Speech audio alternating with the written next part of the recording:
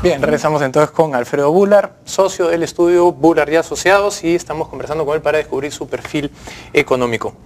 Estábamos hablando sobre la libertad y un poco el listado de lo que podrían ser las fallas del liberalismo y del socialismo, y tú mencionabas la libertad desde el principio negativo de Hobbes, ¿no? ¿Y qué hay del principio positivo, lo que hablaba un poco de la libertad positiva de Isaiah Berlin?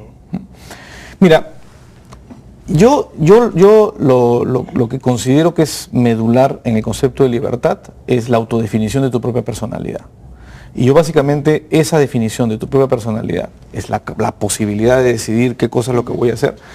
Es para mí la esencia del contenido de la libertad. Entonces cuando tú hablas de la libertad negativa, en el fondo estás hablando justamente de eso, de mi derecho a que nadie pueda definir distinto a mí qué cosa es lo que va a ocurrir, ¿no? Pero decía, por ejemplo, la politóloga Sachar que al final es una lotería donde nace uno, ¿no? Si naces en una casa en San Isidro, entonces tienes la libertad de poder decidir ciertas cosas porque tienes acceso a ciertos bienes, pero si naces en un lugar alejado, en zonas rurales, por más que quieras hacer unas cosas, pues tienes ciertas restricciones que no son inherentes a tu persona, sino exógenas a tu forma de nacer. No, yo creo que, a ver, yo creo que lo central para definir la libertad es el concepto de cuál es el rol de la ley. Y el rol de la ley es el de definir cuáles son mis derechos. No es el rol de la ley tratarme diferente para igualarme a los demás. Y yo creo que ese es el problema del concepto de libertad positiva, que se piensa que le corresponde a la ley hacerme libre. No, la libertad se define por la negación de lo que otros pueden hacer conmigo, no de lo que otros pueden hacer con los demás para que yo sea libre.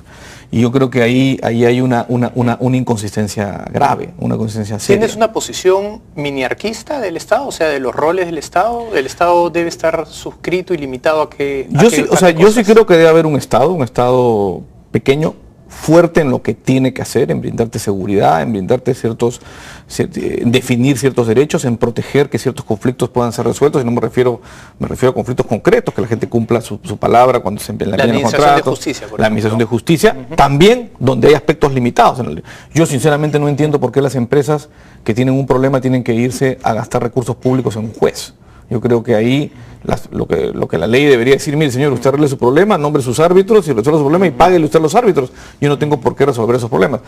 Los problemas reales de la justicia son los problemas de justicia penal, la violación de la propiedad por un tercero con el que no tengo un contrato, con lo cual no puedo pactar un arbitraje o cosas por el estilo. Situaciones en las cuales requieres un mecanismo que solucione lo que no se puede solucionar a través de un acuerdo. El arbitraje debería tener mandato legal, digamos, para que una vez fallado sea eso lo que se tiene que poner. Que es como en sus orígenes, incluso en la justicia penal. En la justicia penal llegó en los orígenes de la justicia, era administrada a través de sistemas arbitrales o sistemas de terceros elegidos por las partes o elegidos por la comunidad para resolver un problema. Sí. Ese concepto se ha perdido. Japón es conocido por haber tenido un sistema que se llamaba el Nabu Nakama en el siglo XVII y XVIII, que lo que hacía era, habían permitido que los asuntos comerciales se definan entre las guilds, ¿no? Entre las asociaciones, entre los gremios, ¿no?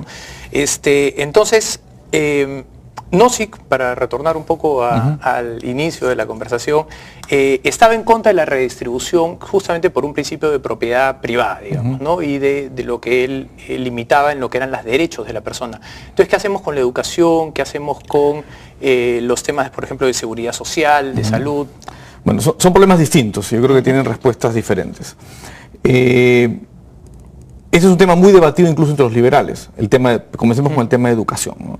Si efectivamente el Estado tiene o no un rol en brindar educación. Lo que yo tengo clarísimo es que incluso en el supuesto que tú aceptes que debe haber algún aporte del Estado para que ciertas personas que no tienen acceso a recursos para educarse se eduquen, eso es muy distinto a decir financiamiento de la educación a decir gestión de la educación. Son dos cosas totalmente distintas.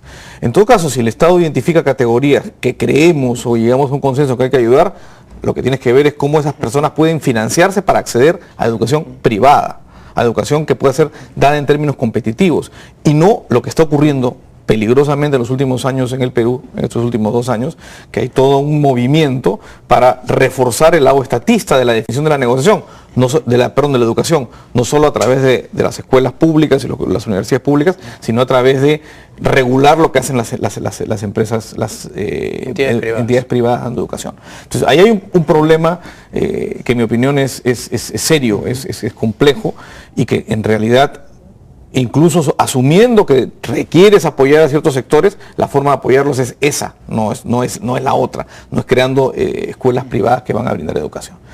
Seguridad social, y vamos a concentrar, por ejemplo, en el tema de los fondos de pensiones, ¿no? Evidentemente, lo que tenemos hoy día en el Perú, las AFPs, es bastante mejor de lo que teníamos antes. Yo sigo creyendo que es un sistema imperfecto. Yo creo que el ahorro forzoso no es la mejor solución al problema de la seguridad social. El problema de la seguridad social se corrige haciendo que las personas sean responsables de sus propios actos y responsables de su vejez, y en consecuencia ellas desarrollen mecanismos que existen y que existen en muchos países para justamente protegerse y no forzarlos a ahorrar de la manera como el Estado quiere que ahorren, ¿no? Claro, pero una premisa del pensamiento, de la filosofía libertaria, es que toda persona es una persona racional, que tiene derecho y responsabilidades.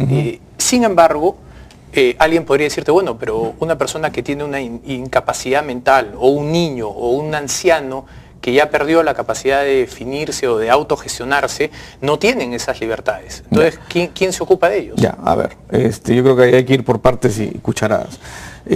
Los niños que no tienen padres, que se hacen responsables por ellos, que se hagan responsables por ellos, sí, puedes tú decir que la sociedad tiene que crear algún mecanismo para atenderlos. Las personas que tienen alguna discapacidad mental, que no tienen personas que se puedan hacer cargo de ellos, sí, puede ser que tengas justificaciones para conseguir que eso exista. Además, esto ha existido desde los orígenes de la humanidad, cuando no había Estado, y las sociedades desarrollan mecanismos de solidaridad en el sentido de solidaridad voluntaria y no la solidaridad como la entendemos hoy día, ¿no? Que es la cooperación, no la solidaridad impuesta a través de mecanismos legales donde me obligan a mí a colaborar con otros y que pueden resolver ese tipo de problemas, ¿no? Entonces, lo que sinceramente creo que ocurre es que hemos trastocado totalmente las cosas y hemos comenzado a pensar todo al revés, y hemos comenzado a pensar que cuando obtienes una situación en la que alguien está en estado de necesidad, es un deber inmediato de todos los demás tener que acudir a asistir a esta persona, así su situación sea generada por su propia responsabilidad, por sus propios actos, ¿no?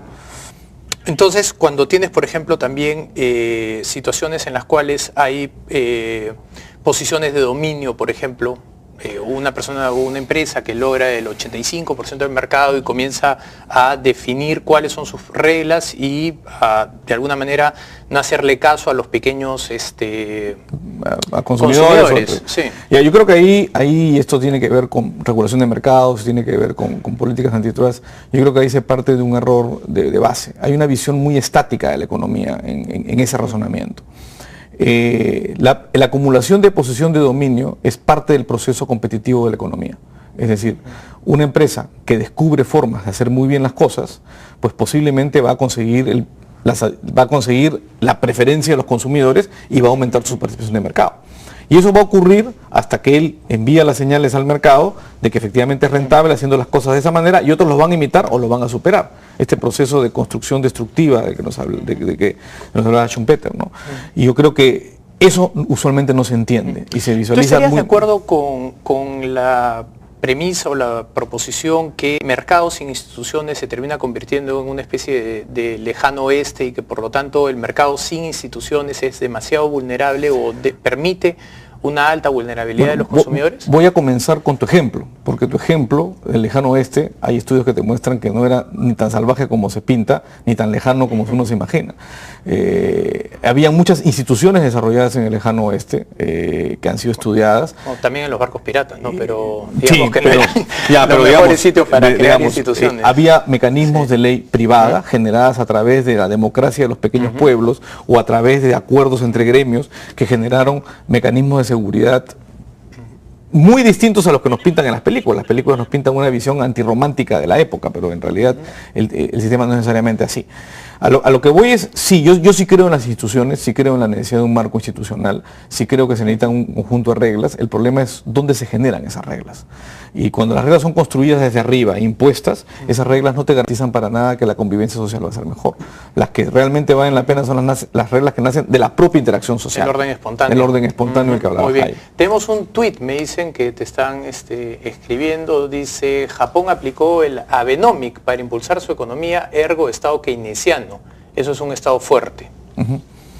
Yo no creo en los estados keynesianos, creo que Keynes o la visión de Keynes es una visión que te conduce, él criticaba mucho a por qué piensas en el largo plazo. Bueno, él te genera un mundo en el cual siempre piensas en el corto plazo.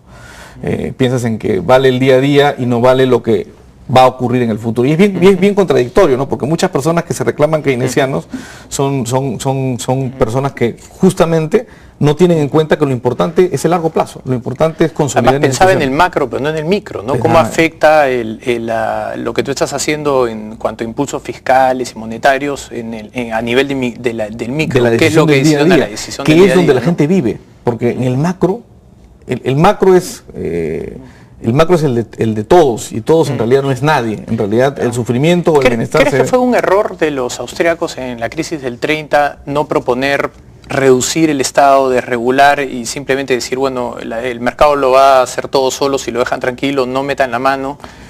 O sea, yo creo que esa es la salida era básicamente esa. Las crisis, y la del 2008 también lo demuestra, son crisis generadas por meter la mano, no por sacarla. Se le culpa a cómo reaccionan ciertas instituciones a la intervención del Estado, y se echa la culpa, se equivoca el culpable, se echa la culpa. Yo siempre uso este ejemplo, porque no es mío, lo han usado varias personas antes que yo, ¿no? Culpar a la libertad económica o al mercado o a los empresarios de las crisis como las que ocurrieron es como culpar a la gravedad de que un avión se caiga, ¿no? Ellos van a reaccionar a las instituciones como esas están diseñadas. El avión se cae porque, bueno, porque no está mal manejado, porque hay una falla, no porque hay una ley de la gravedad. Correcto. Pero te agradezco muchísimo por tu visita, se nos ha quedado corto el tiempo, espero tenerte de nuevo en el programa. Encantado. Bien, vamos nosotros a una pausa final y regresamos. Scotiabank.